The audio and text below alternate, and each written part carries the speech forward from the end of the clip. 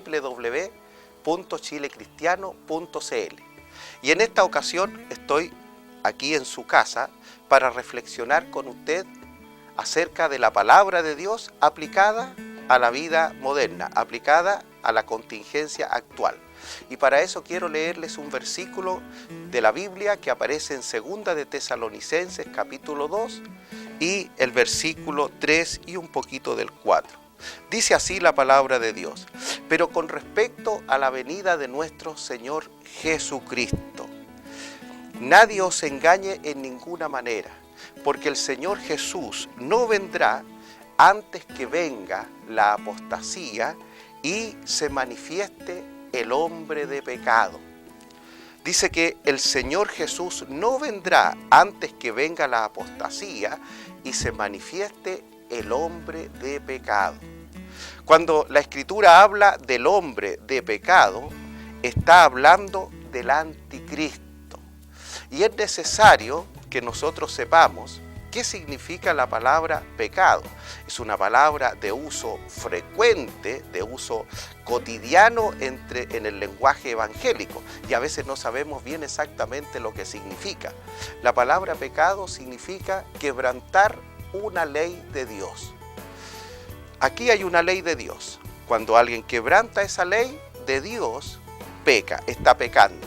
Y la Biblia dice que el anticristo es el hombre de pecado, porque él lleva un programa de gobierno, porque él lleva un proyecto de sociedad que es completamente pecaminoso.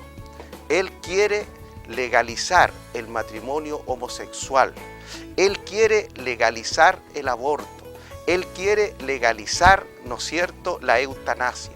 Y como probablemente en los tiempos en que el anticristo aparezca, ya estas cosas van a ser cotidianas en muchos países, él va a llevar otros proyectos más pecaminosos, más abominables todavía que esto.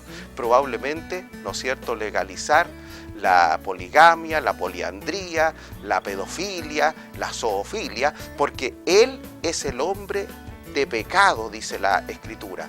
Él es aquel que quiere legalizar todo aquello que es pecado, que es desagradable, que es abominación ante los ojos de Dios. Esto es importante tener en cuenta, este concepto, especialmente para nosotros los chilenos, en este tiempo en que estamos empezando a vivir, ¿no es cierto?, las circunstancias propias de una elección parlamentaria y de una elección presidencial. Así como hay un anticristo al cual la Biblia denomina hombre de pecado, también nosotros tenemos, ¿no es cierto?, entre los candidatos, tanto al Parlamento como a la presidencia, también tenemos hombres de pecado, porque llevan en su proyecto de gobierno, ¿no es cierto?, la legalización de pecados. Entonces nosotros como cristianos, nosotros como evangélicos, como hombres y mujeres temerosos del Señor, debemos tener en cuenta para no dar nuestro voto, si es que vamos a votar, a aquellos que llevan en sus programas de gobierno la legalización de los pecados.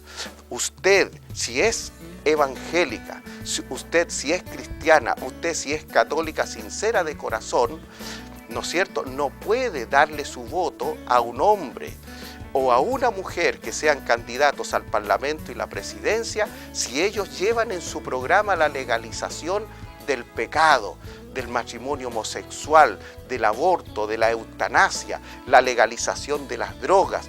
Nosotros no podemos darle el voto a aquellas personas porque estaremos, ¿no es cierto?, promoviendo el pecado.